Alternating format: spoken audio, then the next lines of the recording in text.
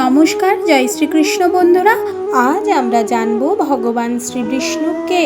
ভগবান শ্রীবিষ্ণু হচ্ছেন মূলত সর্বশক্তিমান, জগতের আধার, পরম ব্রহ্ম। তিনি পরমেশ্বর, সচ্চিদানন্দ এবং জগতের রক্ষাকর্তা। দেবতাদের মধ্যে তিনি শ্রেষ্ঠত্বের অধিকারী। তিনি জগতের সৃষ্টি করেন এবং প্রজা পালনের দায়িত্বও নেন এবং তিনি জগৎকে রক্ষা করেন। তিনি নারায়ণ, তিনি শ্রীবিষ্ণু। তিনি শঙ্খ, চক্র, গদা, পদ্মধারী, শান্ত, সৌম্যরূপী পদ্মনাভ ভগবান শ্রীবিষ্ণু। ভগবান শ্রীবিষ্ণু হচ্ছেন শান্ত আকার, নির্বাসনাময়, পরম পবিত্র, রূপবান, উজ্জ্বল মেঘবর্ণ, লক্ষ্মীকান্ত, পদ্মলোচন বিশিষ্ট, নাগসজ্জায় শায়িত এবং ভবভয়হারী। তিনি জগতের নাথ, রক্ষাকর্তা, প্রভু এবং সমগ্র প্রাণীকুলের স্রষ্টা।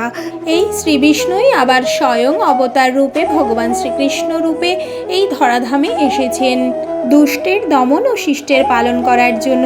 আমার এই ভিডিওটা আপনাদের ভালো লাগলে লাইক, শেয়ার, কমেন্ট, সাবস্ক্রাইব করবেন আর বন্ধুদের কাছে অনেক অনেক করে শেয়ার করবেন। ধন্যবাদ।